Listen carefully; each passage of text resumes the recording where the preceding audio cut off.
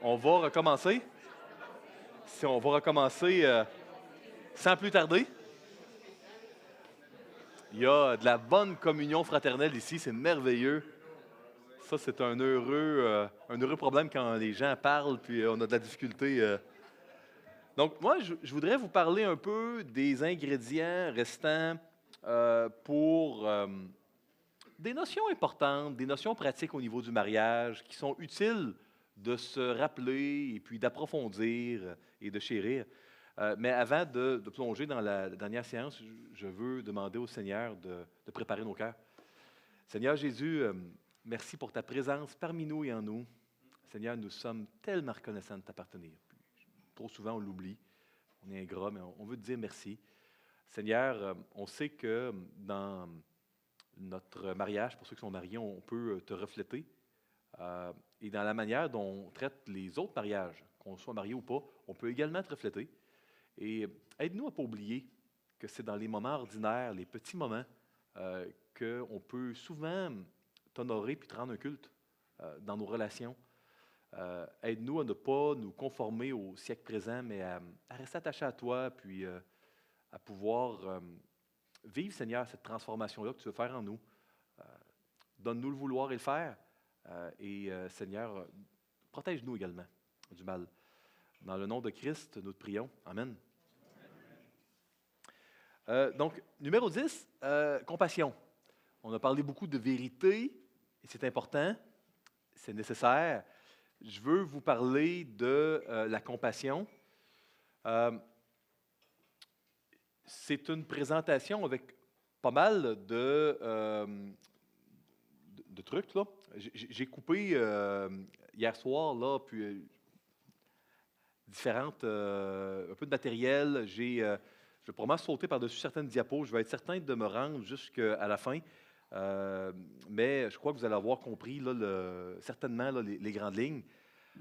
Premièrement, assez intéressant, petite capsule. Là, on ne base pas notre vie sur des recherches ou des données scientifiques, mais quand même, c'est intéressant de savoir que, alors que dans les débuts des années 2000, ce qui était très à la mode en psychologie, c'était la notion d'empathie. L'ennemi numéro un était la sympathie. Puis dans le monde séculier, on disait, il ne faut pas souffrir avec les gens, mais il faut constater la souffrance des gens, mais pas trop s'impliquer, c'est mauvais, ça pourrait nous rendre... Ben, tout ça, qui n'était pas non plus biblique, hein, c'est maintenant rejeté par la neuroscience au profit de la compassion. Donc, vous allez voir des recherches assez récentes, 2018, 2019, on a découvert que quand on s'implique, hein, compassion, ça veut dire souffrir avec, hein, c'est ce que le mot veut dire. Quand on s'implique, ça améliore la résistance au stress, ça aide la résilience. Il y a des études sur l'immunité, hein, le système immunitaire, sur la cascade inflammatoire qui ont été faites au niveau de l'attention, du cerveau. Il y a énormément d'effets positifs dans le corps humain, dans le système nerveux, quand on a de la compassion envers les gens. Donc, c'est assez intéressant parce qu'on est créé à l'image d'un Dieu qui est compassion, qui est amour.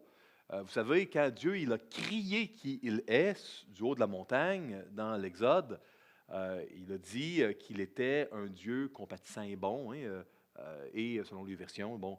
Moi, j'aimerais vous montrer que la compassion, c'est biblique. Jésus était comme ça, c'était une de ses attitudes, dispositions de cœur dominantes dans l'Évangile. Donc, ça, c'est assez intéressant de voir ça. Donc, il y a toutes sortes d'effets positifs. Et alors qu'on pensait que la compassion pourrait mener à l'épuisement, il semble que c'est le contraire. Donc, c'est assez intéressant. Parce que, vous savez, tout ce discours-là que vous avez peut-être déjà entendu, ceux qui ont fait des cours au cégep là, de psy, mais pas récents, peut-être qui datent de plus de 10 ans, vous avez peut-être déjà entendu sympathie mauvais, sympathie compassion là, mauvais, faut pas souffrir avec, hein, mais empathie très très bon. Peut-être que vous avez dit, hey, c'est pas très très biblique, mais bon, on entend ce qui est dit. Il semble que présentement, ce qui est à la mode pour un temps est très très cohérent avec la Bible. Tant mieux. Hein, ici, on a également dans certaines recherches démontré qu'il y a des émotions ennemies de la compassion, parce que maintenant que la compassion est revenue à la mode en neurosciences, on regarde les émotions qui semblent dans les circuits neuronaux nuire. Euh, la peur, puis effectivement, quand on est extrêmement anxieux, c'est pas là qu'on a le plus de compassion pour les autres, qu'on va se mettre dans la peau de l'autre parce que notre focus est ailleurs. Donc, c'est pas mauvais, la peur, ça dépend de son objet, mais c'est une émotion qui va nuire.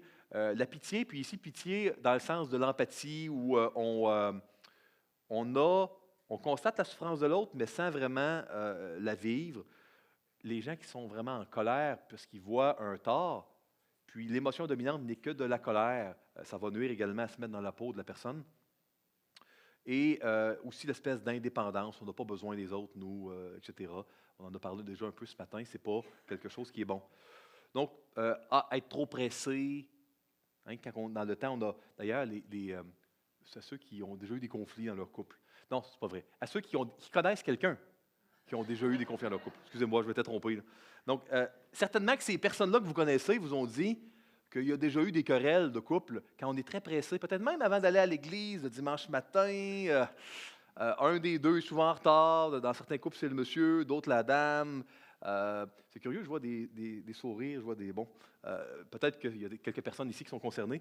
Ben, quand on est pressé, c'est une posture en neurosciences, ça nous rend difficile de se mettre dans la peau des autres.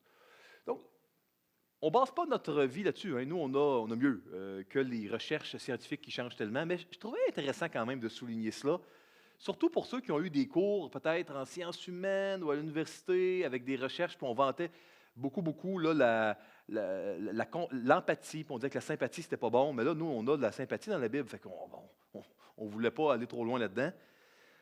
Donc, qu'est-ce que la Bible enseigne maintenant? Hein? Ça, c'est la question importante. Donc, la Bible parle beaucoup de sympathie, compassion et pitié dans le bon sens du terme. Hein? Donc, l'idée de souffrir avec, il va y avoir plusieurs mots dans nos Bibles en français qui vont désigner cette réalité-là. Et là, je ne vous lirai pas tout. Je vais vous en lire quelques-uns dans le but là, de vous montrer que c'est honnêtement bel et bien biblique. Puis si vous voulez lire les autres références, puis il y en aurait même plus. Dieu, il est compassion, sympathie, miséricordieux, pitié. C'est qui Dieu? Et quand on veut refléter l'image de Dieu, bien sûr que ça va être bon pour nous. C'est le but de l'existence humaine. Donc c'est logique. Donc ici, on a le mot grec sympathéo. Hein, ça ressemble beaucoup à un sympathie. Sim avec, pathéo, la souffrance. Donc, la notion vraiment de souffrir avec, qu'on voit dans la compassion et la sympathie. J'ai mis la version Darby ici parce que notre ami second va le transformer dans d'autres mots, mais je trouvais que c'était pertinent de le mettre littéral ici, car nous n'avons pas un souverain sacrificateur, un grand prêtre, si vous aimez mieux, qui ne puisse sympathiser à nos infirmités, mais nous en avons un qui a été tenté en toutes choses, comme nous, à part le péché, évidemment. Car vous avez montré de la sympathie pour les prisonniers et vous avez accepté avec joie l'enlèvement de vos biens, sachant que vous avez vous-même des biens meilleurs et permanents. Donc tout ça, c'est la notion de souffrir avec quelqu'un. Ça ne veut pas dire qu'on se prend pour le sauveur, ça ne veut pas dire qu'on va souffrir avec la personne sans Dieu. Souffrir avec quelqu'un, avec Dieu, c'est bon. C'est la bonne compassion qui est équilibrée, qui a la juste valeur, qui a le bon focus. Souffrir avec quelqu'un sans Dieu, ben, c'est mauvais, ça ne peut pas être autrement. Ça va être à tout le moins incomplet. Je serais plus précis de dire ça. 1 Pierre 3,8, afin que vous soyez tous d'un même sentiment, sympathisant. L'unité que Dieu veut avoir avec nous, c'est une unité pas seulement idéologique, c'est une unité compatissante, où on va souffrir ensemble. Je ne l'ai pas mis, je crois, dans les versets, mais on va pleurer avec ceux qui pleurent. Comme Jésus a fait à Béthanie. Et comme on va être appelé à faire par Paul également. Pleurer avec ceux qui pleurent. Jésus a pleuré à Béthanie, puis pourtant, il a pleuré parce que Lazare était mort. Il semble pleurer parce qu'il y avait Marthe et Marie étaient tristes. Est-ce qu'il avait péché en ne revenant pas plus tôt de la Galilée? Jésus, bien sûr que non. Est-ce qu'il aurait dû faire autrement, Jésus? Ben non. Il agit toujours de la meilleure manière parfaite. Donc, on parlait tantôt de la souffrance causée par des décisions, des actions qui est causé par un péché volontaire, involontaire ou parfois pas par un péché. Ah, bien sûr, la tâche originelle qui fait que la mort, mais Jésus a pleuré, semble-t-il, sur la misère humaine à Béthanie. Il a fait preuve de compassion et c'est une des émotions dominantes.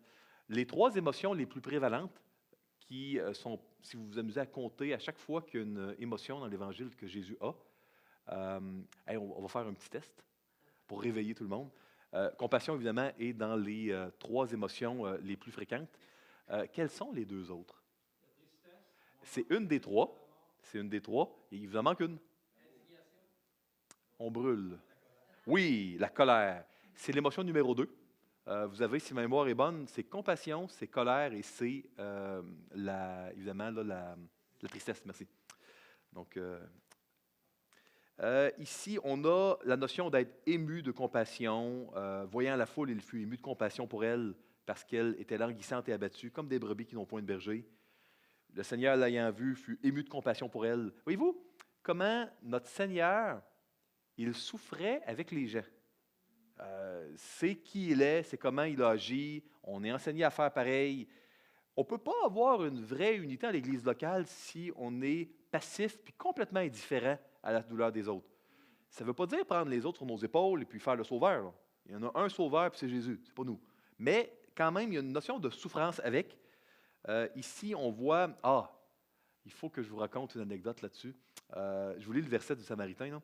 Mais un Samaritain qui voyageait, étant venu là, fut ému de compassion lorsqu'il le vit. Ça, vous souvenez-vous, l'histoire du bon Samaritain, c'est quand quelqu'un demande à Jésus, c'est qui mon prochain? Puis là, il raconte l'histoire du bon Samaritain, sachant que les Samaritains étaient vraiment mal aimés des Juifs et vice-versa. Puis là, Jésus fait par exprès. Hein? Il prend un Samaritain qui va bien agir et un Lévite et un prêtre qui vont mal agir. Donc des gens qui n'avaient pas aucun bénéfice secondaire, c'était gratuit, c'était vraiment... On souffre avec au point de prendre du temps et de payer l'aubergiste qui va prendre soin d'eux.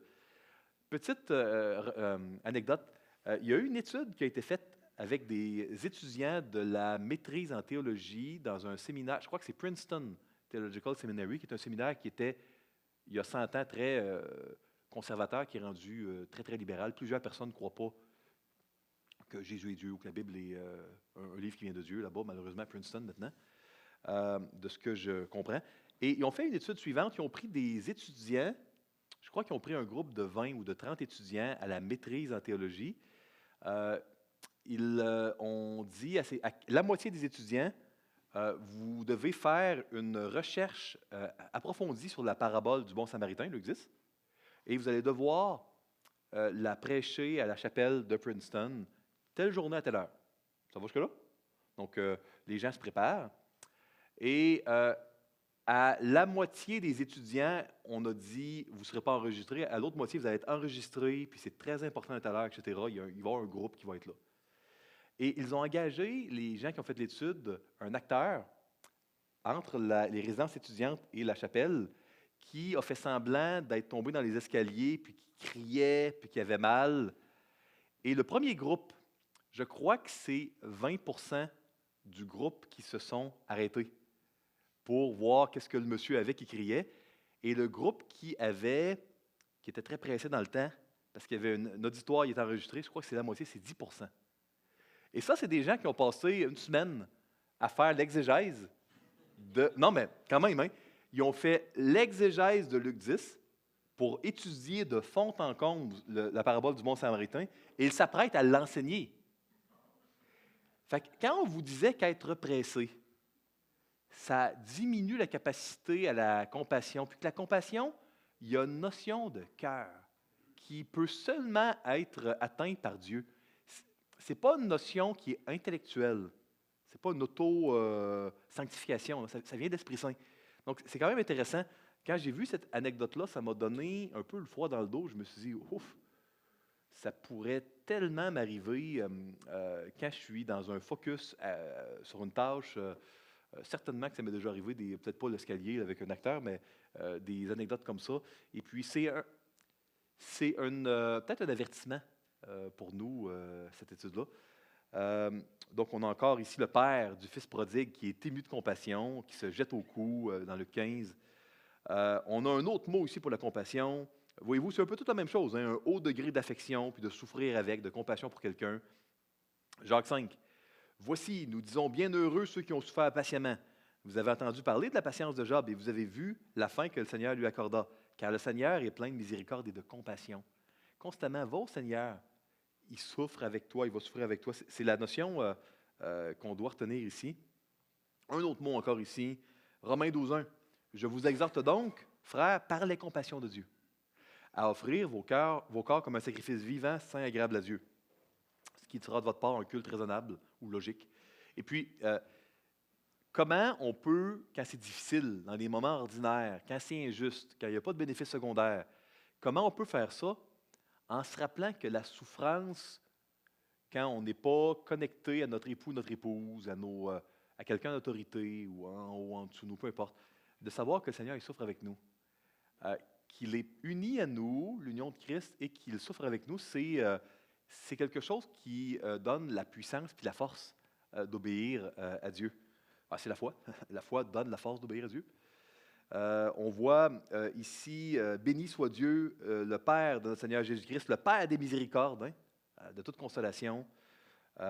Philippiens 2.1, s'il y a donc, et puis le si ici pourrait être traduit, hein, puisque c'est pas le si en grec n'est pas toujours 2 fois sur 3, il ne sera pas nécessairement conditionnel. Donc, si donc il y a quelque consolation en Christ, s'il y a quelque soulagement dans la charité, s'il y a quelques unions d'esprit, s'il y a quelques compassions, quelques miséricordes. Donc, c'est la base vraiment de comment on doit agir. On doit aimer notre prochain, parce que Dieu est amour, et on aime l'image de Dieu, on va l'aimer dans notre prochain. Et là, ça continue. On a toutes sortes de versets sur la notion là, vraiment de miséricorde, de pitié, de compassion, à être sensible à la souffrance des autres. Donc, comprenez-vous, moi, pourquoi je vous en parle? C'est super important dans un mariage. Puis dans nos relations en général, on est à l'image d'un Dieu qui est rempli de compassion, qui est compassion avec un grand C. Donc, la notion de ne pas être dirigé par ça ne veut pas dire qu'elle ne devrait pas tout le temps être là, la compassion. Et c'est ça là, qui est malheureux. Souvent, on va être dans l'extrême de se laisser diriger par des émotions et des ressentis, sans aucune vérité, ou dans l'autre extrême de dire la vérité, mais avec froideur, avec dureté, sans amour, sans compassion. Et c'est ni un ni l'autre qui est la volonté de Dieu. On doit dire la vérité avec justesse, mais en souffrant avec la personne, avec compassion, avec miséricorde. Matthieu 18.33, ne devais-tu pas aussi avoir pitié de ton compagnon, comme j'ai eu pitié de toi? Et moi, je crois que c'est très important, quand on dit la vérité, de le dire avec la même grâce que Dieu a eue envers nous. Donc, il ne faut pas, dans notre mariage, être plus dur avec notre femme, notre mari, que le Seigneur l'a été avec nous. Si nous, le Seigneur, il nous pardonne, puis on tombe, puis on se relève, puis il est gracieux, puis il amène à notre attention des combats, des choses, mais pas tout en même temps. Puis le Seigneur, il est vraiment compatissant avec nous. Puis nous, on est hyper dur, puis froid, puis on dit les choses, qu'on ait raison ou tort. Pour moi, là, on n'est pas en train d'imager notre Seigneur, puis ça ne fait pas de sens. Être plus dur avec notre épouse, notre mari, que Dieu l'a été avec nous, ça ne fait aucun sens. Aucun sens. D'ailleurs, honnêtement, dans la plupart des conflits de couple que vous et moi, on va avoir, là, bien souvent, dans le court terme, celui qui a raison, savoir ce qui a raison a peu d'impact dans la décision court terme. Parce que dans le court terme, s'il y a un conflit, à moins que le feu soit pris vraiment et que la vie de quelqu'un est en danger, il y a un danger imminent, la plupart du temps, dans 99% des conflits qui m'ont été rapportés, moi, quand on discute avec les couples, on prend du temps avec les couples, il n'y a pas de feu. Il y a peut-être eu des feux dans le passé, mais là, il n'y en a pas. Puis, la solution, quand la compassion n'est plus là, ce n'est pas de savoir qui a raison, c'est de se repentir de mauvaises attitudes et d'aimer, puis de comprendre l'autre. Puis souvent, il n'y en a plus de problème après ça. Parce qu'on réussit à faire des compromis, puis à voir les choses. Donc, s'il y a une leçon au niveau de la compassion que vous pourriez retenir, je vous dirais, c'est pas tant ayez la compassion, c'est faites une pause quand elle n'est plus là et stopper les discussions, aller dans la prière, rappelez-vous comment le Seigneur est bon pour vous, repentez-vous pour votre dureté de cœur, oubliez qui a raison dans l'immédiat et quand la compassion est revenue, puis vous êtes repenti, là, on peut retourner, OK, on va avoir des discussions pour voir qu'est-ce qui est juste, qu'est-ce qui est bon, qu'est-ce qui est la volonté de Dieu. Mais dans l'immédiat, pour moi, il est à peu près toujours contre-productif de chercher qui a raison quand la compassion est partie. Comprenez? Parce que là, on prend un peu comme Tim Keller disait, la vérité peut être le scalpel du chirurgien qui va aider ou l'épée qui blesse. Ben, quand la compassion n'est plus là, souvent la vérité devient une épée qui va blesser. Là. Donc ça, c'est toutes sortes de versets là-dessus. Exode 34, je vous l'ai cité. Hein? L'Éternel, Dieu miséricordieux et compatissant, lent à la colère, riche en bonté et en fidélité. Ça, c'est qui est Dieu? Il a crié cela vraiment devant Moïse, là, quand il était caché dans le rocher. Donc, maintenant, la compassion nous amène à être attaché à quelqu'un. Plus on passe de temps avec quelqu'un avec qui on a des valeurs communes, où il y a un degré de confiance, authenticité, surtout si ce qui est important pour Dieu, quoi qui ne nuit pas au mariage, pas à la famille. Quand vous avez toutes les variables là, que je vous ai dit ce matin, il y a un attachement qui va survenir. Et dans un mariage, c'est important de cultiver l'attachement. Souvent, on mentionne que la quantité de temps, la qualité est importante, mais pas seulement la qualité, il y a une quantité aussi qui est importante. Puis, bien sûr, on n'est pas appelé à être, pour la plupart des couples, à être toujours ensemble. Il y a des tâches, il y a d'autres choses, il y a les enfants, il y a les ministères, le travail, mais la quantité est importante, pas seulement la qualité. Donc ça demande parfois de prendre un temps d'arrêt puis de réévaluer comment on fait les choses. Les touchés physiques et les relations sexuelles sont importantes. Parfois, malheureusement, il y a beaucoup de couples où il n'y a plus aucun toucher physique non sexuel. Comme il y a un décalage dans la plupart des couples au niveau des désirs sexuels, ça va amener un genre de réaction négative d'une des deux personnes dans le couple à des touchés physiques. Et ça, c'est dommage parce que les études prouvent que le toucher physique, c'est quelque chose non sexuel, hein, c'est quelque chose qui est très important pour communiquer de l'affection. D'ailleurs, comment les bébés vont aimer les touchés physiques non sexuels, hein, puis comment ça va, ils vont être consolés s'ils ont peur, il y a une affection qui est transmise. Donc, c'est malheureux que dans certains couples, il y ait ça. Puis souvent, quand on voit des couples où il y a très peu de touchés et qu'ils veulent travailler à leur intimité, souvent on donne des exercices en disant, si les gens acceptent, d'avoir des touchés. Des fois, on donne un défi, là, 5 minutes, d'un toucher physique non sexuel. Parce que si les seuls touchés dans un mariage sont sexuels, au total, il va y avoir pas mal moins de touchés puis pas mal moins d'affection. C'est remarquable, hein? Il y a un genre d'effet là où si tout est sexuel, malheureusement, puis la sexualité, c'est super bon dans le mariage, mais si ce n'est que ça les touchés, souvent ça peut amener un effet contre-productif. Ça fait du sens? Oui? Bon, super. Je vous lis un texte sur le roi Salomon, un roi 11. C'est le texte où il y a eu 1000 femmes et puis tout ça. Je veux vous montrer comment l'attachement nous influence. On en a parlé beaucoup, là, mais... Le roi Salomon aima beaucoup de femmes étrangères. Outre la fille de Pharaon, des Moabites, des Ammonites, des Édomites, des Sidoniennes, des Hétiennes, appartenant aux nations dont l'Éternel avait dit aux enfants d'Israël, vous n'irez point chez elles, et elles ne viendront point chez vous. Où que c'est dit? Josué 23 et 24, c'est là que c'est dit. Elles tourneraient certainement vos cœurs du côté de leur Dieu. Voyez-vous? Ce fut à ces nations que s'attacha Salomon, entraîné par l'amour. Donc, c'est vraiment l'amour qui a entraîné Salomon à s'attacher aux mauvaises personnes. Et là, 1 Corinthiens 15, 33 s'est matérialisé et ça a détourné son cœur de Dieu.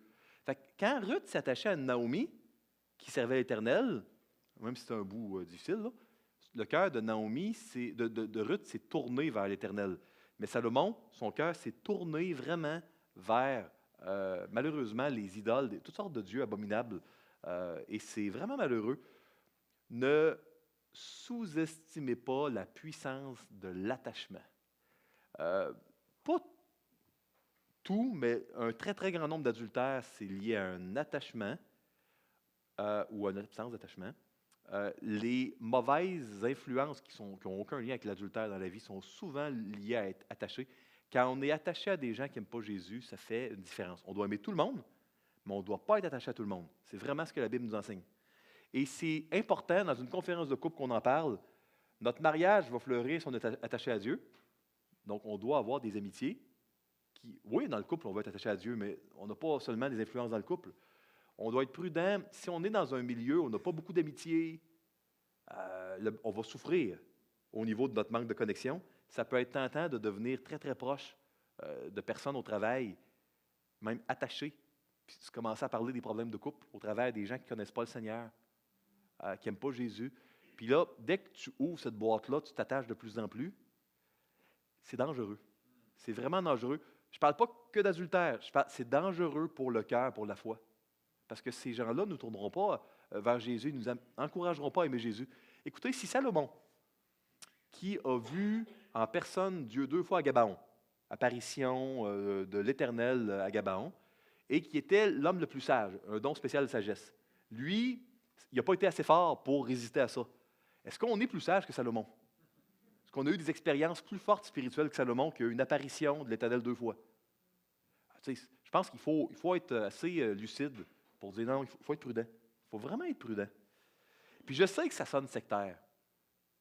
Malheureux, là, mais je sais que ça sonne sectaire, cette histoire-là, en disant soyez pas attachés à tout le monde, ça sonne élitiste, hein, au travail, soyez prudents. Je pense que c'est biblique. Ça sonnait sectaire hein, dans Josué 23-24 de dire hey, donnez pas vos tel peuple, attention. Pourtant, pas de problème. C'était pas tant une question de peuple que de Dieu. Parce que regardez, Ruth, la Moabite, il n'y avait pas de souci, là. Son fils et son petit-fils pouvaient aller dans le sanctuaire. Ton fils ne pouvait pas aller 10 générations si tu avais marié une Moabite, mais Ruth n'était plus Moabite au sens où on le comprenait. Elle s'était convertie. Tu sais, donc, c'est important de ne pas penser que c'est du racisme, c'est pas ça du tout. Il eut 700 princesses pour femmes et 300 concubines, donc 1000. Et c'est une concubine, c'est une épouse légitime, hein, mais qui n'a pas de dot. Quand il y a un dot, là, c'est que le père donne un montant d'argent au gendre, à ne pas confondre avec un prix de mariage comme David et Saül. Là, ça, c'est autre chose, c'est pas le même mot. Un dot, c'est vraiment comme un peu le papa qui donne un héritage à sa fille, là, un montant que le père donne au gendre. C'est ça une concubine. Une concubine, c'est quand il n'y a pas ça, quand il n'y a pas de dot. À l'époque de la vieillesse de Salomon, ces femmes inclinèrent son cœur vers d'autres dieux, et son cœur ne fut point tout entier à l'Éternel son Dieu, comme l'avait été le cœur de David, son père. Salomon alla après Astarté, divinité des Sidoniens, et après Milcom, l'abomination des Moabites. C'était des dieux horribles, hein. Il y avait des sacrifices humains là-dedans, c'était terrible. Et Salomon fit ce qui est mal aux yeux de l'Éternel, et il ne suivit point pleinement l'Éternel comme David, son père. Alors Salomon bâtit sur la montagne qui est en face de Jérusalem un haut lieu pour Kémosh, l'abomination de Moab, et pour Moloch, l'abomination des fils d'Amon. Et il fit ainsi pour toutes ces femmes étrangères qui offraient des parfums et des sacrifices à leurs dieux. L'Éternel fut irrité contre Salomon parce qu'il avait détourné son cœur. C'est une question de cœur. De l'Éternel, le Dieu d'Israël, qui lui était apparu 2 fois. Il lui avait, à cet égard, défendu d'aller après d'autres dieux, mais Salomon n'observera point les ordres de l'Éternel. Il n'a pas servi puis gardé les paroles, comme dans Genèse, on disait. Peut-être un commentaire ici intéressant. Si on s'amuse à calculer, okay, on voit que Roboam, dans le livre des rois, il est devenu roi à l'âge de 40-41 ans, okay? Et on voit que Salomon a régné 40 ans. Et on voit que la maman de Roboam, c'était Naama l'Ammonite, je crois. Donc, l'Ammonite, retenez l'Ammonite. Donc, faites le calcul. Ça veut dire que ce péché-là, d'aller vers des femmes étrangères, hey, ça a commencé avant même qu'il soit roi. Ça a commencé quand il était jeune. Je trouve ça tellement cool d'avoir des gens qui viennent ici et qui veulent avoir la bonne information sur le mariage avant d'être mariés. Parce que dans la Bible, tout comme sur le terrain, ce que j'ai pu observer, souvent les luttes qui vont durer toute la vie dans la vie de quelqu'un, ils vont se modifier, mais ils vont être de même nature et ils vont commencer quand on est jeune. Donc, il faut ne penser surtout pas que de s'attacher trop à des gens qui n'aiment pas Dieu. Quand on est jeune, tous les jeunes font ça, ça n'a pas de conséquences. C'est là que ça commence, et puis ça donne des trucs qui durent toute la vie, dans certains cas, puis qui sont des combats qu'on peut avoir la victoire, mais ce n'est pas évident. Donc, vraiment important de cultiver la relation avec son épouse, son époux, centré en Dieu, mais aussi d'avoir, je le répète, des bonnes amitiés bien choisies, d'aimer tout le monde, mais d'être attaché aux gens qui aiment Dieu. Euh, oui? On peut-tu dire que dans le cas de Salomon, c'était plus un amour éros et un amour pornéa qui était plus le reflet de ses convoitises sexuelles? Euh, on peut dire que c'était péché. C'est quoi les mauvais motifs qu'on conclut à ce péché-là? Le texte n'est pas explicite. C'est très plausible ce que tu amènes. Chose certaine, c'est un péché. Ce n'était pas le plan de Dieu. On ne sait pas ce qui est dans son cœur, mais ça ne devait pas être bon. Ça ne devait pas Ouais. être l'amour épitulia, là, comme on dit en grec. La spéculation est ouverte, parce que quand la Bible ne nous dit pas précisément ce qui est dans le cœur de quelqu'un, on ne peut pas le savoir. Mais si elle l'a fait pécher, c'était sûr que c'était pas bon. Pas de doute. Euh, donc ici, on va développer de l'affection envers les gens vers qui on va être attaché. Ceux envers qui vous êtes attachés, vous allez avoir de l'affection. Peut-être que ça vous est déjà arrivé de vous poser la question. Peut-être qu'il y a des gens ici. Moi, je vais vous parler de John Smith. John Smith, lui, il m'avait. Il a le dollar, je donne.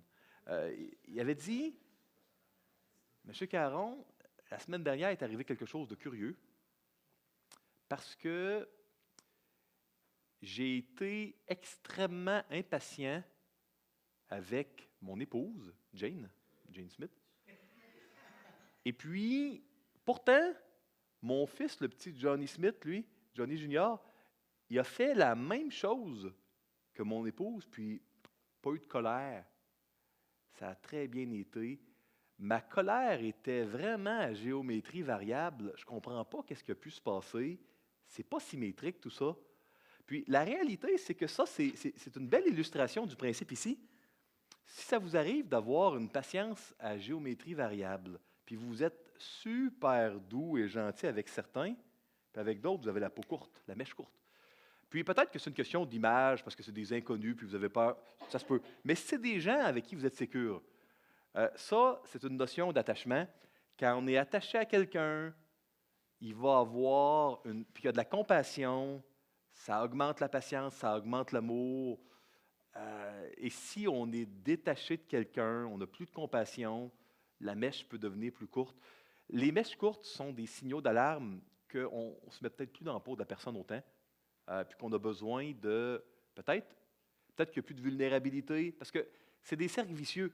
Quand on se met à être moins vulnérable, puis qu'il n'y a pas beaucoup de grâce, puis qu'il y a beaucoup d'accusations, beaucoup d'insatisfaction, pas beaucoup de grâce, ben, on s'ouvre moins parce que l'endroit est plus sécure pour partager les choses.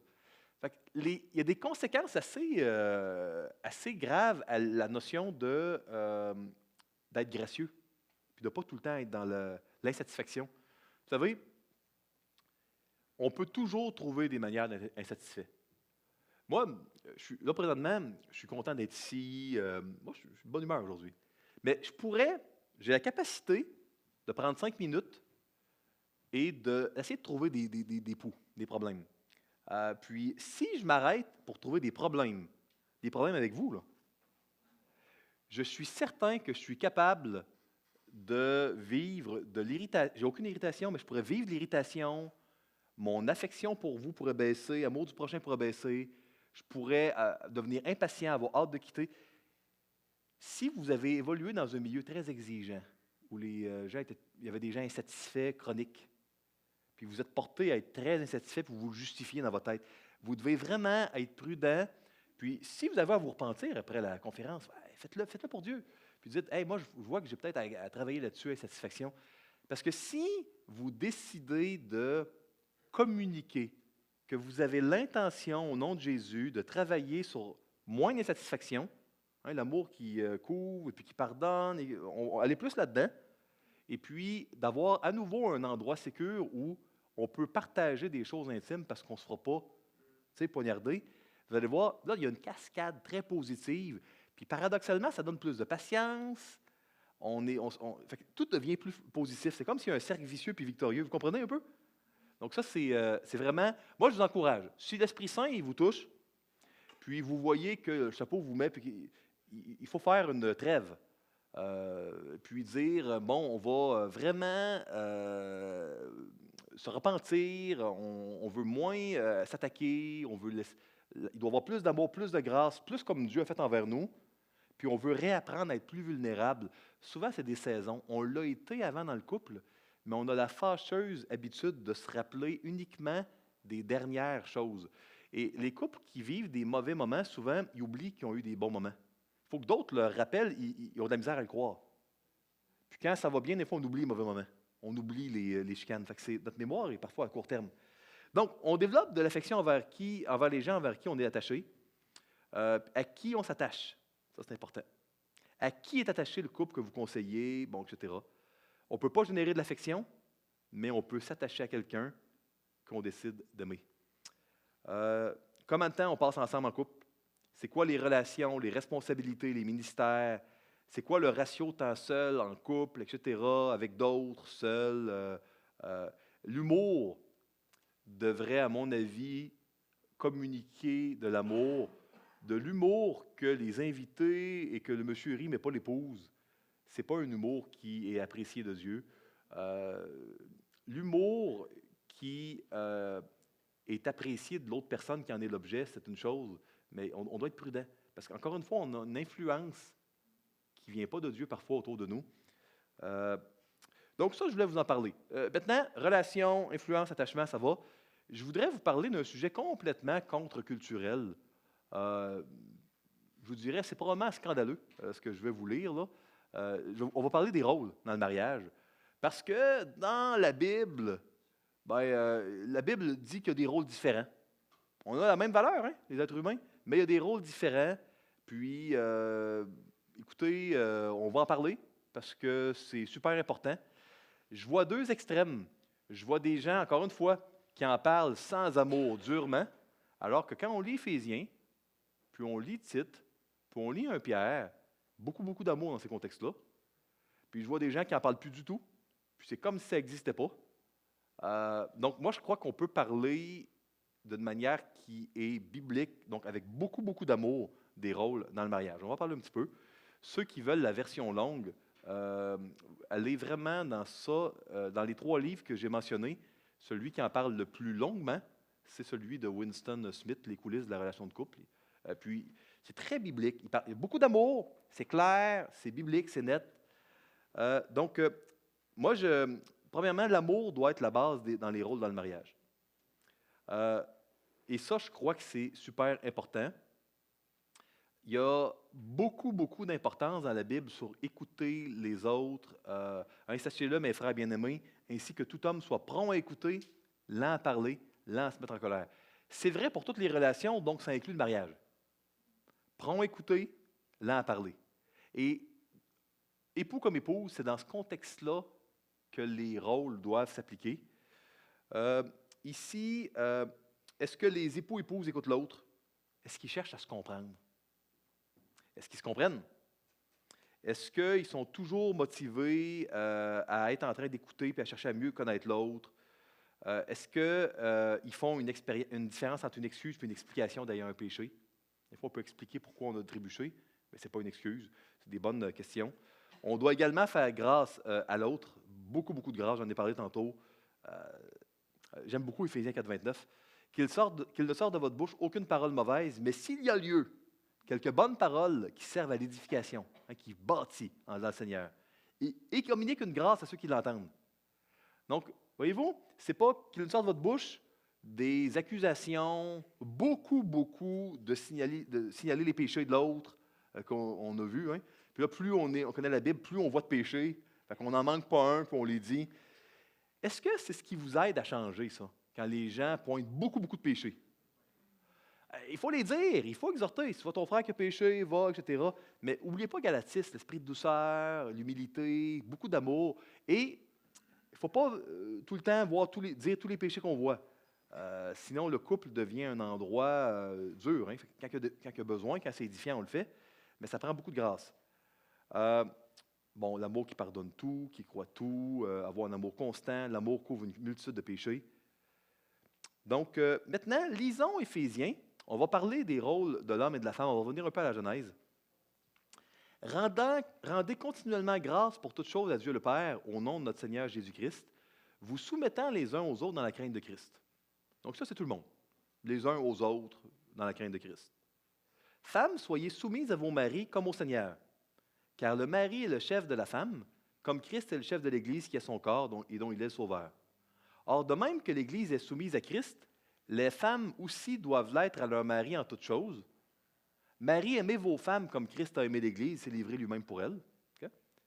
Afin de la sanctifier par la parole, après l'avoir purifiée par le baptême d'eau, afin de faire paraître devant lui cette Église glorieuse, sans tache, ni ride, ni rien de semblable, mais sainte et irrépréhensible. C'est ainsi que les maris doivent aimer leur femme comme leur propre corps. Celui qui aime sa femme s'aime lui-même. Car personne n'a haï sa propre chair, mais il la nourrit et en prend soin, comme Christ le fait pour l'Église, parce que nous sommes membres de son corps.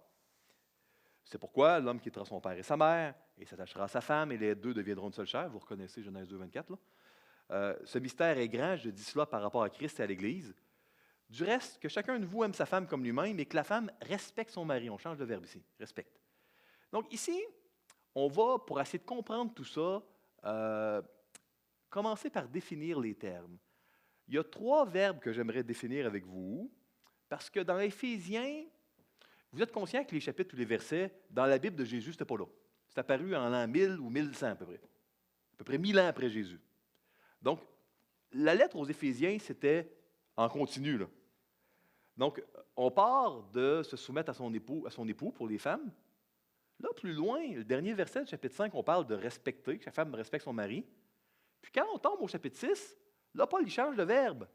Puis il dit, enfants, obéissez à vos parents. Il ne dit pas aux enfants d'être soumis à leurs parents, il dit d'obéir.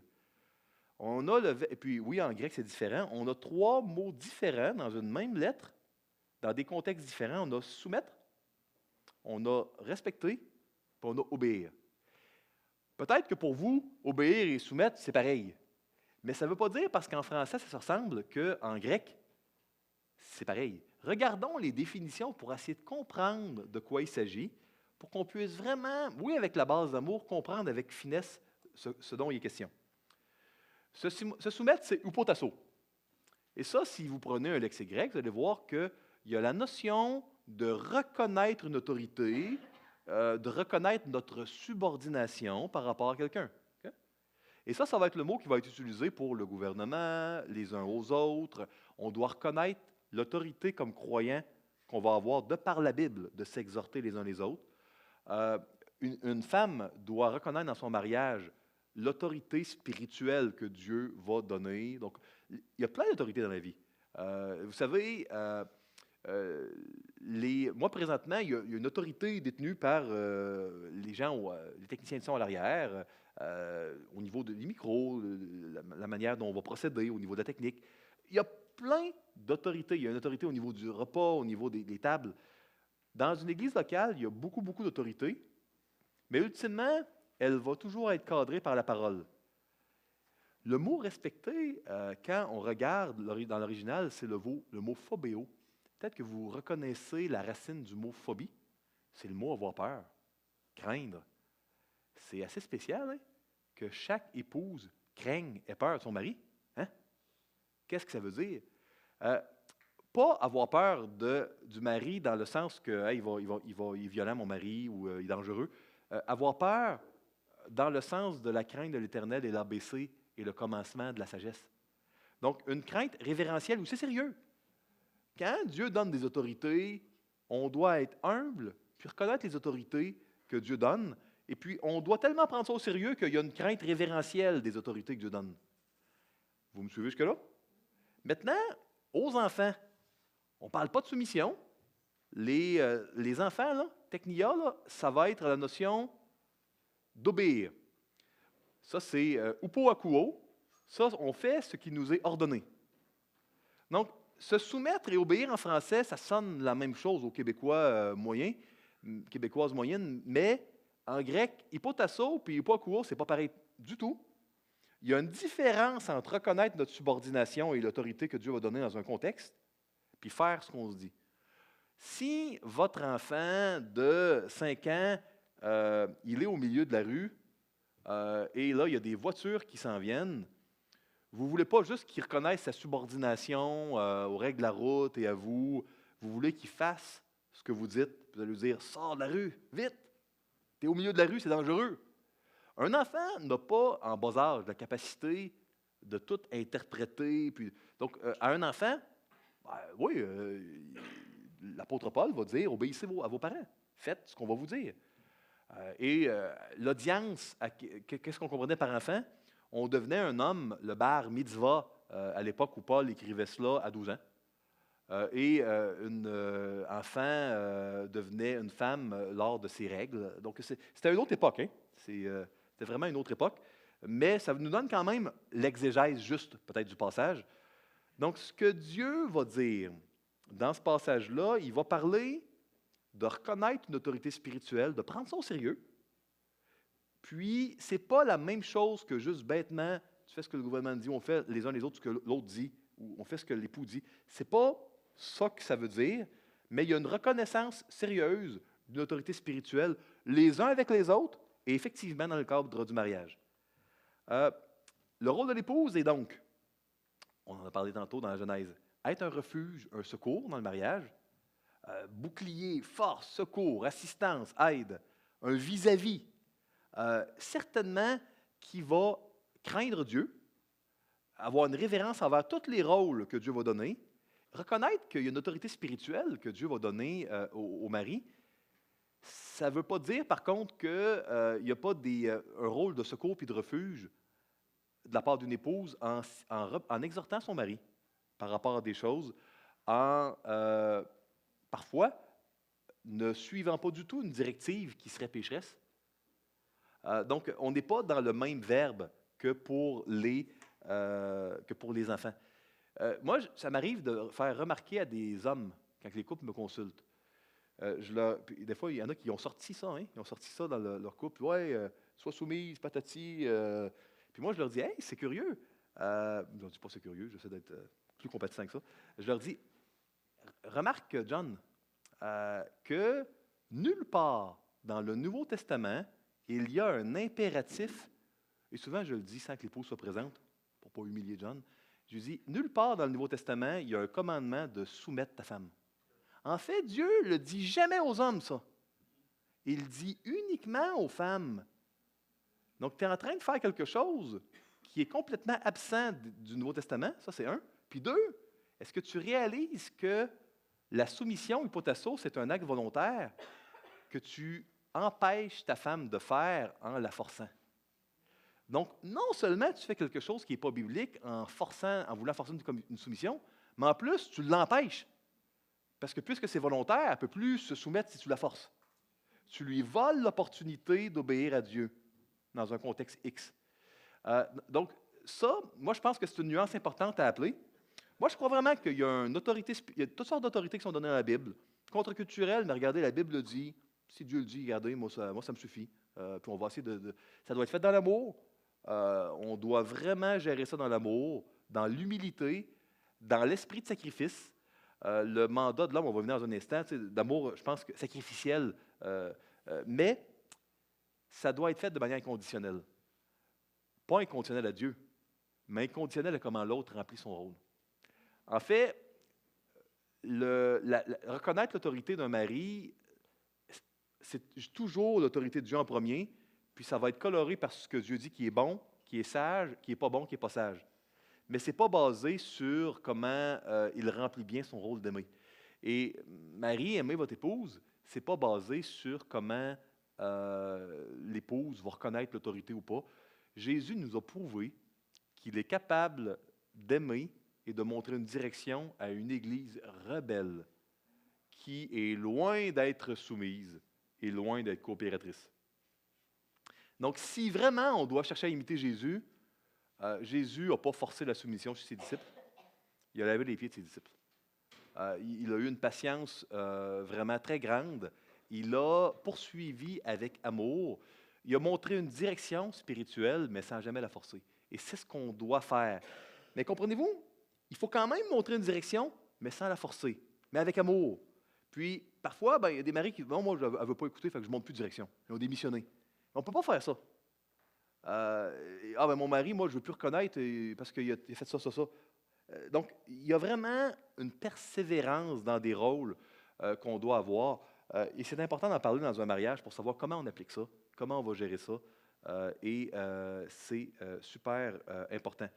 Donc, le rôle de l'épouse ici, c'est vraiment quelque chose d'inconditionnel, mais pas inconditionnel dans le sens que Dieu reste toujours celui qui va dire qu'est-ce qui est bien, qu'est-ce qui est mal, qu'est-ce qui n'est pas bien, qu'est-ce qui est pas mal, mais inconditionnel à comment le mari va remplir son rôle. Ça doit être un choix joyeux, on fait tout avec joie en Dieu. Ce n'est pas une question d'infériorité du tout. C'est pas non plus, c'est quelque chose qui va paraître dans le culte. Et c'est pour ça qu'il y a probablement des épouses qui auraient des capacités pour prendre soin comme pasteur qui sont plus grandes que bien des hommes, mais ce n'est pas le rôle que Dieu a donné aux épouses d'être des anciens dans l'Église locale. Puis moi, ce que j'aime, ça m'arrive de dire à certaines femmes qui me consultent pour des questions sur ces rôles-là, de dire, moi, je connais quelqu'un, je pose souvent la question suivante, je dis, est-ce que vous pensez, Madame Jane Smith, que Dieu, s'il donne une capacité, c'est parce qu'on doit s'en servir? Est-ce que ça arrive qu'il donne une capacité puis des dons sans qu'il nous appelle à s'en servir? Puis, quand les gens me disent non, je leur dis, est-ce que vous êtes d'accord qu'on lise Philippiens, chapitre 2, versets 1 à 10? Parce que selon ma lecture, Jésus-Christ n'a pas regardé comme une proie arrachée son égalité avec Dieu. Et il s'est dépouillé et humilié jusqu'à la mort. Il a pris une forme d'homme jusqu'à la mort à la croix. Et c'est à cause de cela que son nom a été élevé au-dessus de tout nom. Donc, Jésus, il n'a pas regardé ça comme une proie arrachée. Il avait la capacité de faire le rôle du Père, de rester au ciel, mais il y a eu un appel complètement décalé de ses dons. Hein? Donc, moi, je pense que ça, c'est la plus grande inspiration qu'une épouse pourrait avoir dans la notion d'être soumis, puis d'avoir un appel qui est décalé des dons, mais que Dieu amène clairement. Jésus-Christ est, à mon avis, dans Philippiens 2, un bon exemple. Ça fait du sens? Oui, OK. Donc ici, on voit ça donc dans le culte, on voit ça dans le ministère, sainteté, pudeur, etc. Bon. Rôle du mari. Aimez vos femmes comme Christ a aimé l'Église, s'est livré lui-même pour elle. Donc pas soumettez vos femmes, aimez vos femmes. Donc un choix inconditionnel qu'une épouse voit ou non, reconnaisse ou non, ça n'a pas rapport. On doit aimer. Aimer ne veut pas dire toujours faire plaisir, ça veut dire faire du bien, d'une manière sacrificielle, dénuée de tout bénéfice secondaire, sans attente en retour, pour le Seigneur. Ça doit être un choix joyeux, ça doit être quelque chose qui fait du bien à l'autre, bien définition de Dieu, sanctifier l'autre. Il doit être patient, comme Dieu. On ne cherche pas notre intérêt. L'amour ne cherche pas son intérêt, ne soupçonne pas le mal, doit apporter une direction. Ça ne veut pas dire qu'elle va être suivie. Ne force pas une direction, mais n'abandonnera jamais de monter une direction, même s'il n'est jamais suivi. Parce qu'elle espère tout, elle croit tout, elle supporte tout. Vous comprenez? Ça, c'est la définition de l'amour que Dieu nous donne. Donc, c'est une bonne définition. Et l'amour de l'époux va chercher à garder l'unité, mais ne peut pas, en autant que ça dépend hein, de lui. Donc, ça, c'est des rôles que Dieu donne qui ne sont pas basés sur les capacités, ce n'est pas basé sur la culture. C'était contre-culturel à bien des égards à l'époque. C'est Dieu qui dit ça, et c'est d'ordre créationnel, et puis c'est pas basé sur la valeur, puis c'est odieux. Mais écoutez, il y avait tellement de choses odieuses dans le premier siècle quand le Nouveau Testament est arrivé. Il y avait énormément. Saviez-vous que toutes les lettres de Paul où il dit de se donner un saint baiser, là, il y avait beaucoup, si vous regardez la littérature romaine à l'extérieur de la Bible du premier siècle, il y avait beaucoup d'incroyants romains qui pensaient que c'était des genres d'immoralité puis d'orgie, les affaires-là de chrétiens, parce que l'idée qu'un homme et une femme s'embrassent, comme tu faisais à l'époque romaine à une sœur, dans l'Église, parce que les gens s'embrassaient. Ouais, ça, c'était complètement contre-culturel. Il y avait énormément de choses contre-culturelles qui étaient objets de scandale, puis Dieu lui dit quand même. Jésus a fait beaucoup de choses contre-culturelles sur Terre, et il l'a fait. Faisons le bien, faisons ce que la Bible nous enseigne. est-ce que les époux sont à la même page sur l'application des rôles établis dans le mariage? La beauté, c'est qu'on n'a pas besoin d'avoir l'avis de l'autre. Comme on doit aimer, reconnaître l'autorité, être soumis, puis respecter, ben, pas besoin que le mari donne une direction pour reconnaître, pas besoin que l'épouse reconnaisse pour aimer. Voyez-vous, on n'a pas besoin que l'autre fasse son rôle pour faire le nôtre. Et on n'a pas forcé le rôle de l'autre. Rappelez-vous de ça. Est-ce qu'on a le désir de mettre en pratique les rôles établis par Dieu dans le mariage? Il ne faut jamais penser que quoi que ce soit il n'y a pas un iota. Êtes-vous d'accord qu'il n'y a pas un iota de la parole de Dieu qu'il faudra enlever? Jésus le dit, hein? Vous êtes d'accord avec ça? Et est-ce que vous êtes d'accord que toutes les paroles de l'Éternel, on doit les mettre dans notre cœur? Parce que c'est notre vie, ce n'est pas sans importance, c'est notre vie. Donc, les rôles aussi. Les choses culturellement appropriées, on les prend, les choses odieuses, on les prend si Dieu le dit, puis on lui fait confiance. Puis, comment les époux croient-ils qu'ils doivent réagir quand l'autre ne remplit pas son rôle? On doit aimer, puis on doit persévérer, puis le faire pour Dieu. Et là, dans ces petits moments ordinaires-là d'injustice, où l'autre va être difficile à aimer, vous allez pouvoir honorer Dieu, puis être transformé par Dieu. L'Esprit Saint transforme dans ces moments-là, ou à cause de Dieu, les moments ordinaires. Y a-t-il des mécanismes de sécurité dans le mariage quand il y a des cas d'impasse? Donc, en église locale, il faut demander de l'aide quand il y a des, je répète, il y a des dangers, des choses. Il n'y a pas de danger, mais on veut de l'aide. Ben, il faut en parler. Puis, parler à des gens, pas qu'ils vont nous victimiser, puis démoniser l'autre. Parler à des gens qui vont nous encourager, puis qui vont nous aider. Nous encourager tous les deux à faire la bonne chose. Écoutez, je vais aller très rapide là-dessus pour laisser le temps sur les questions. Je sais que dans un monde où le ciel est toujours bleu et l'herbe est toujours verte et il y a toujours des petits oiseaux qui chantent, on fait un budget commun, puis c'est facile, puis c'est simple. Okay? Mais le monde n'est pas comme ça. Puis quand ils ont un remariage avec des enfants de plusieurs lits conjugales, la gestion de l'argent, parfois, ça amène... Il y a un manque de sagesse, parfois, de ne pas faire des testaments, des mandats en cas d'inaptitude, et puis de ne pas cadrer. Fait que je comprends que le budget commun est idéal, mais il y a parfois des situations où ce n'est pas l'option la plus sage qui est retenue. Honnêtement, si l'argent est un enjeu difficile dans un mariage, il y a tellement de situations difficiles et distinctes. Allez vraiment chercher de l'aide. C'est très utile de parler d'argent et de budget avant de se marier. Que ce soit surtout pour un remariage, honnêtement.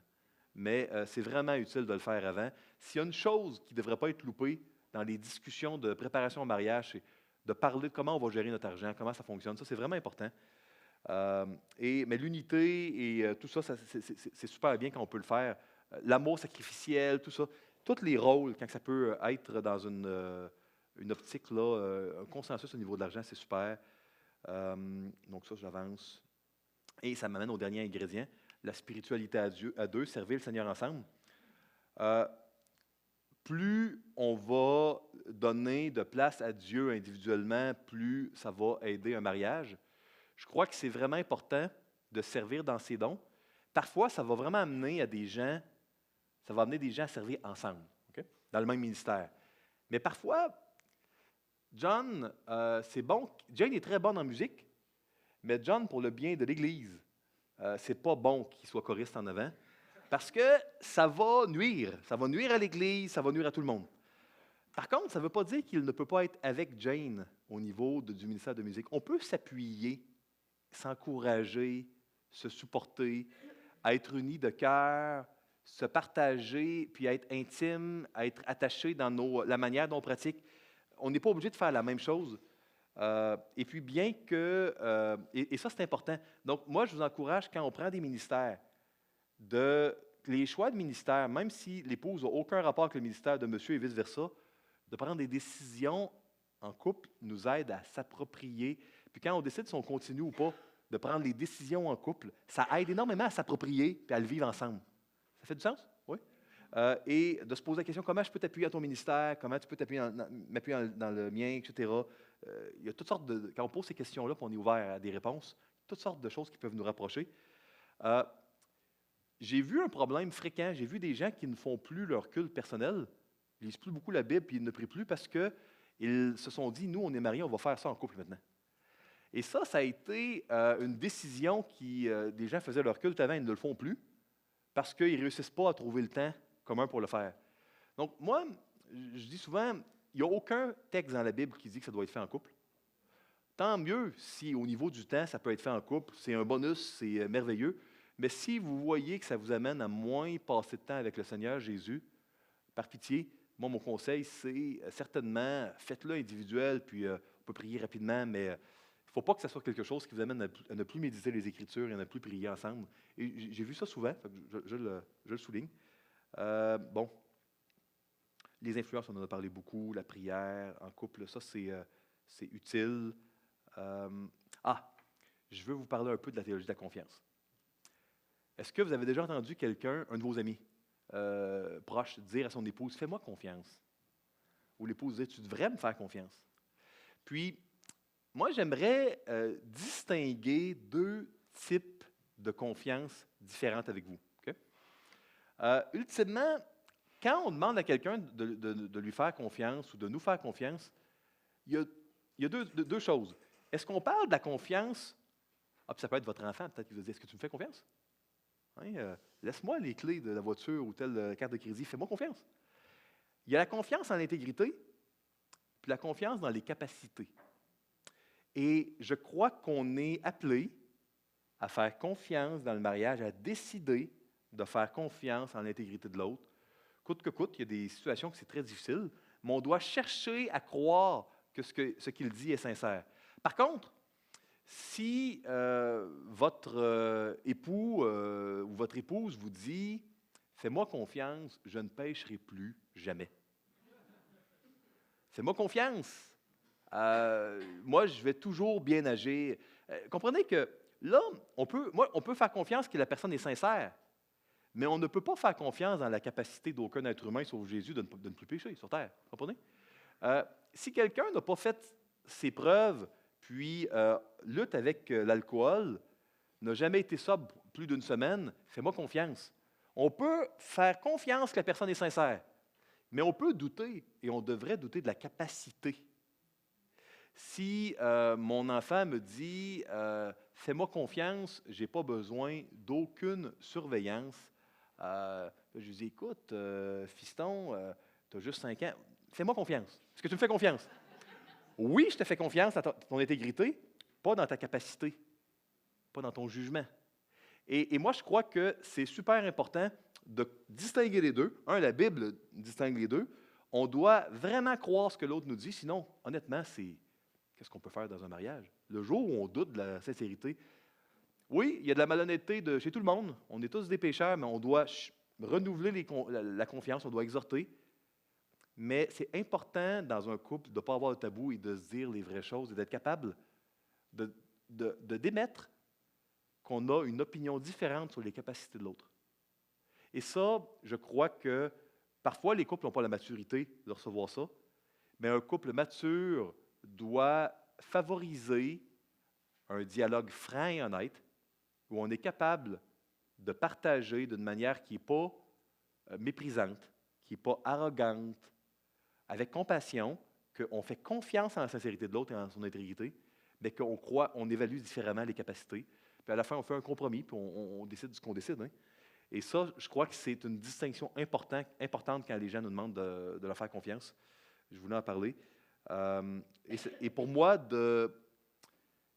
si on ne fait pas de distinction et que dès que quelqu'un sort la carte de la confiance, toute évaluation de les capacités de l'autre, aussi farfelu que ça soit, on jette ça aux poubelles, je crois qu'on n'est pas en train d'être prudent et de prendre soin de l'autre. Donc, avoir des communications franches, honnêtes, respectueuses, bien décider des balises à l'égard des vulnérabilités de chaque personne. On a des sensibilités, des talons d'Achille différents dans le mariage. Chaque personne ici, on doit être prudent, faire confiance à Dieu, puis ne pas non plus tomber dans une anxiété démesurée. On ne peut pas contrôler notre mariage. Dans le livre de Keller, d'ailleurs, Tim Keller dit qu'un mariage, c'est signer un chèque en blanc, parce que même si la personne est d'une manière donnée, très, très vertueuse au moment où on la marie, tout le monde change. Le cœur d'un Salomon, on peut se détourner de Dieu, notre cœur aussi. On ne sait jamais ce qui va se passer, puis le contrôle est une illusion. On ne contrôle pas nos enfants, on ne contrôle pas nos employés, on ne contrôle pas notre époux, notre épouse. Puis parfois, quand on a cette illusion de contrôle-là, qui s'évanouit d'un coup, ça fait vraiment mal. Mais c'est important de se rappeler qu'on ne contrôle pas l'autre et que tant qu'à cela, on va communiquer franc et honnête sur les balises, mais on va décider d'abandonner les résultats à Dieu. Puis, le Seigneur va prendre soin de nous, il est vivant. Et ça peut donner de l'anxiété par moment. Ah, ça, c'est bien, je vais vous lire. Dans Les 4 amours de C.S. Lewis. Aime n'importe quoi et ton cœur sera probablement brisé tôt ou tard. Si tu veux être certain de garder ton cœur intact, tu ne dois le donner à personne, même pas à un animal. Enveloppe-le avec attention et place-le dans un coffre bien verrouillé. Cependant, dans le coffre de l'égoïsme, sécuritaire, sans air, ton cœur changera. Il ne sera pas brisé, il deviendra plutôt incassable, impénétrable, irrachetable. L'alternative à avoir le cœur brisé est ultimement la damnation. Et c'est pour ça que si, je sors du couple, si vous, dans une amitié, vous avez été brisé, votre confiance a été brisée parce que vous avez eu un poignard dans le dos, la pire affaire à faire, c'est de dire, ben moi, plus de vulnérabilité ou la confession des péchés, c'est fini. Oui, il faut être prudent, mais quand on se rend plus vulnérable, ça va affecter nos connexions humaines avec les gens. C'est un besoin, ça va affecter l'attachement qu'on va avoir. Ce n'est pas ce que Dieu veut pour nous, de ne plus faire confiance à personne. Ça va avoir un effet sur notre âme, sur notre cœur. Ce n'est pas ce que Dieu veut. Donc, c'est important quand on est blessé de se rappeler de ça. Confessez donc vos péchés les uns les autres. Je termine en vous parlant de transparence. La plupart des gens qui ont des secrets sur des choses qu'ils auraient dû dire à leur mari ou à leur femme, c'est parce qu'ils disent « Je ne sais pas si mon mari ou ma femme ne va pas me laisser. » Puis il dit « Je pense aux enfants, je pense à l'autre. » Ou encore « Je veux prendre soin de ma femme ou de mon mari, ils vont avoir trop de peine. Je veux lui éviter ça. Il n'apprendra jamais ça, je vais emporter le secret dans ma tombe. » Et moi, je crois vraiment que c'est pas le plan de Dieu d'avoir quand il y a des choses qu'on doit dire bibliquement, à notre mari ou à notre femme, on doit le dire. Si vraiment c'est uniquement une dissimulation qui permet à ton mariage de subsister, ton mariage est déjà mort dans le fond. Si vraiment c'est juste ça, puis qu'il ne pourrait pas résister à la vérité, ben, tu es en train d'entretenir une illusion. Vous savez, quand il y a un adultère, je vais parler d'un adultère encore, ou quelque chose qui s'apparente à ça. L'autre a le choix de continuer le mariage ou pas. Et quelle que soit notre opinion sur c'est quoi la bonne chose, on n'a pas le droit, on n'a pas la liberté de voler la décision à l'autre. On lui vole la décision de pardonner, de continuer, de ne pas continuer. On n'a pas le droit de voler la décision de quelqu'un. C'est pour ça que c'est mal. Parce que quand on est marié dans une alliance, il y a des implications si on brise l'alliance. Et on ne peut pas voler à la victime les décisions qu'elle va prendre ou qu'il va prendre. Donc, moi, je veux vraiment vous encourager à dire la vérité.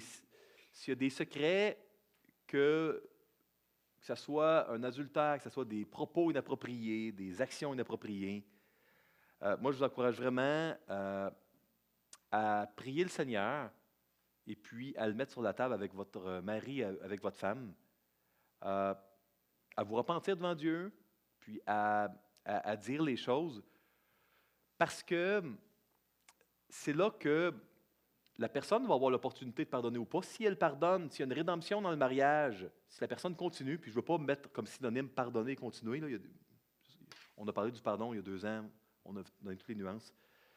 Mais pour moi, il y a des belles histoires où il y a des rédemptions, mais il doit y avoir d'honnêteté.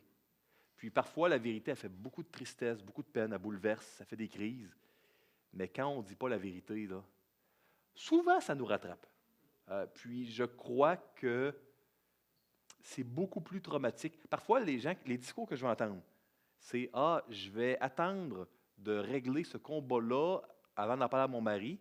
Ça fait bien longtemps, ou à ma femme, les deux côtés fonctionnent, là. Ça fait très, très longtemps qu'il n'y a pas eu de chute. Là, ça va être plus facile d'en parler, tout ça. » C'est un autre mensonge, parce que la réalité, c'est toujours pire quand les gens attendent.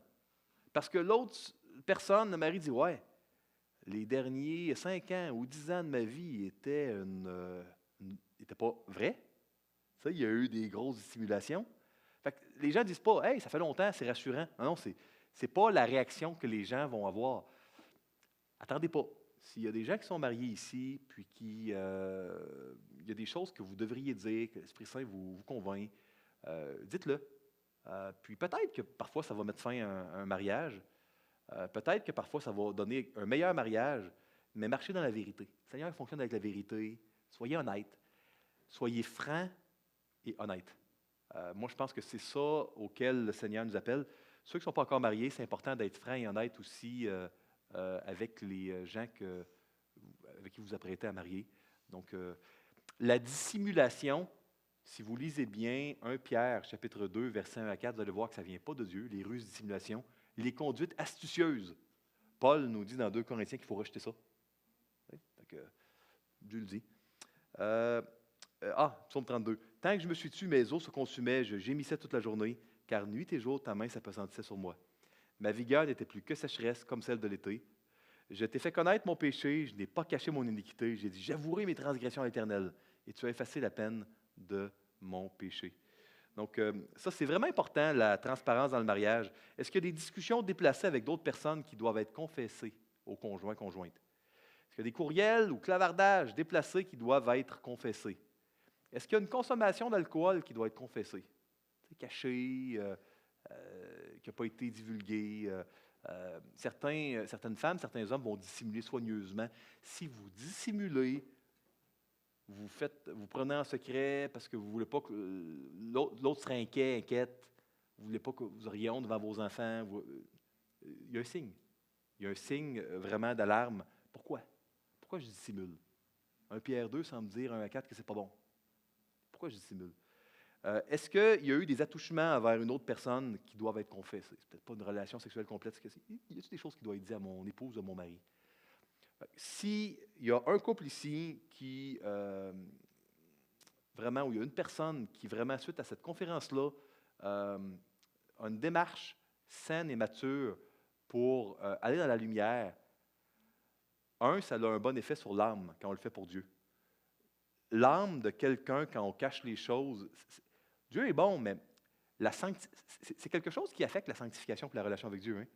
On a beau ne plus y penser, ne plus penser à quelque chose, ça n'enlève pas la chose. Là. Donc, si jamais il y a une personne qui vit ça, c'est suffisant pour avoir le goût d'aller dans la lumière.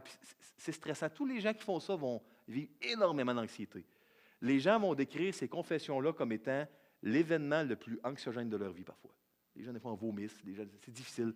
Mais si jamais le Seigneur touche une personne, moi, mission accomplie, je me dis, hey, ça avait valu vraiment la peine, pas que ça n'a pas valu la peine sinon que je vienne, loin de là, mais vous comprenez, là, je serais très content. Donc, ça, c'était ce que je voulais vous dire. C'était les 6 autres ingrédients là, qu'on n'avait pas parlé il y a 2 ans. On a quand même le temps pour des questions. Y a-t-il des questions? Sur quoi que ce soit, j'ai passé rapidement sur certains éléments. Oui. Moi, il y a quelque chose qui a passé rapidement. Certainement. Vu exposé, on va sauter. C'est de prier en couple. Oui, prier sans cesse. 1 Thessaloniciens 5. Oui. Moi, je trouve ça essentiel de prier en couple. Moi, quand je me suis convertie, mon mari n'était pas croyant, on n'était pas mariés.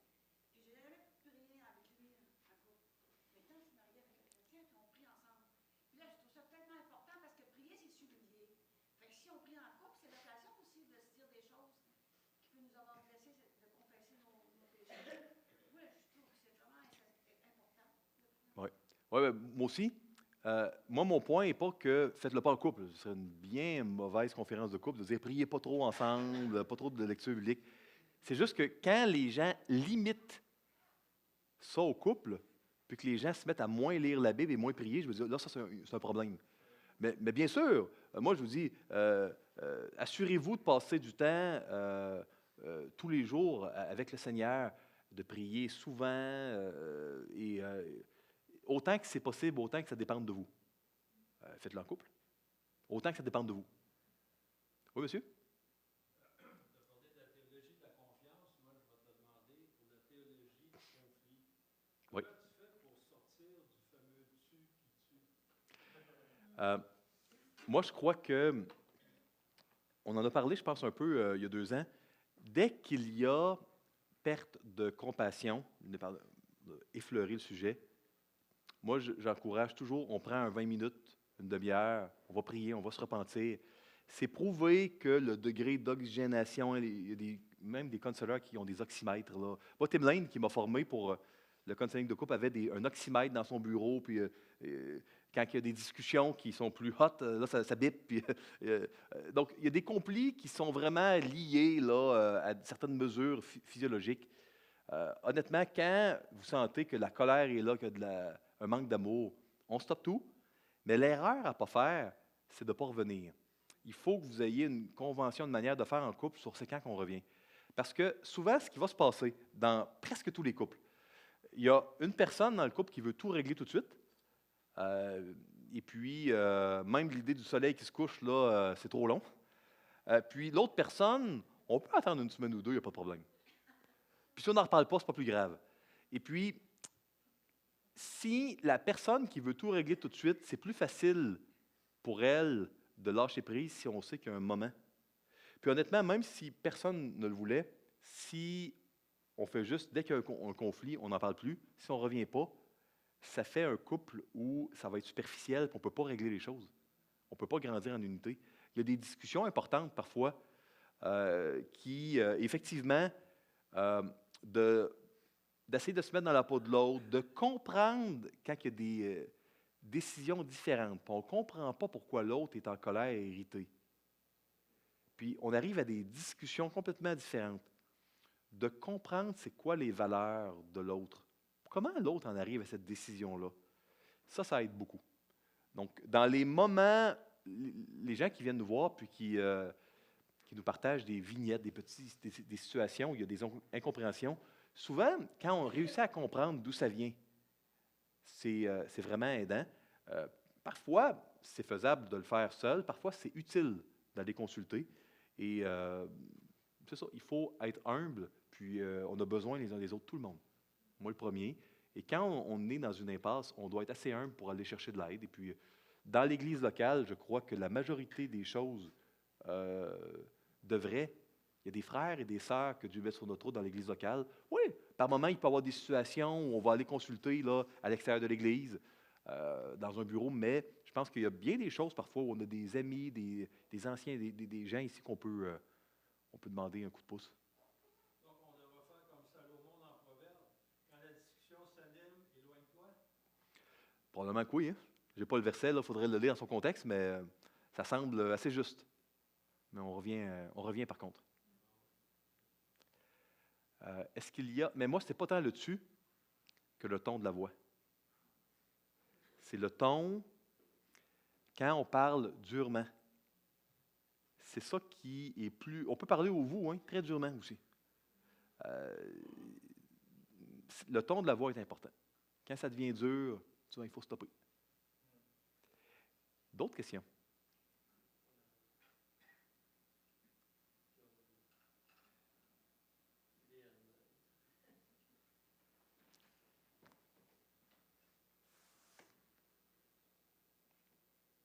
Non? Super. Laissez-moi terminer par un mot de prière en espérant que le matériel vous soit utile. Là. Je sais que c'est probablement des rappels pour la plupart d'entre vous, là, mais moi, je vous encourage s'il y a des morceaux qui ont attiré votre attention, là, une bonne manière d'appliquer le matériel. Soit en couple, ou même avec des amis proches, sécures, 2 couples, 3, de prendre le matériel. Puis s'il y a 1 ou 2 endroits dans le matériel que ça a touché de quoi que vous voulez revisiter, choisissez un endroit, révisez, demandez à l'arrière, là, puis révisez, puis regardez un peu les endroits peut-être où il y a des éléments là, à travailler, puis à appliquer. Dans ces conférences-là, on couvre large. L'important n'est pas de tout se rappeler, mais d'essayer de voir c'est quoi que le Seigneur il voulait que je retienne, puis comment je peux l'appliquer pour ne pas être un auditeur oublieux. Donc, s'il y a un élément là, à revisiter, à rediscuter, moi, ce serait vraiment le après que je vous recommande. Je termine par votre prière. Seigneur Jésus, merci beaucoup pour le temps qu'on a pu passer à parler de ta parole, ce que ta parole enseigne sur le mariage. Veuille nous aider à être plus fortifiés, plus au clair, Seigneur, sur comment on doit vivre pour toi. Merci parce qu'ultimement, on ne contrôle rien, Puis, on veut accepter cela. On veut faire la paix avec le fait qu'on ne contrôle rien. Toi, tu contrôles tout, tu es souverain. On veut choisir de te faire confiance. On veut t'abandonner notre mariage, nos enfants. Donne-nous d'être fidèles. Puis, on sait qu'il va y avoir de la souffrance, mais on veut t'abandonner cela. Seigneur, donne-nous ta paix. Donne-nous ta joie aujourd'hui. Puis, s'il y a des choses qu'on doit faire, donne-nous de le faire avec zèle, en t'abandonnant tous les résultats, Seigneur. Seigneur, notre âme, notre cœur, c'est important. On te demande que tu puisses renouveler, Seigneur, nos affections et tourner nos cœurs vers toi. Garde-nous de l'endurcissement. Et c'est dans le nom de Christ que nous te prions. Amen.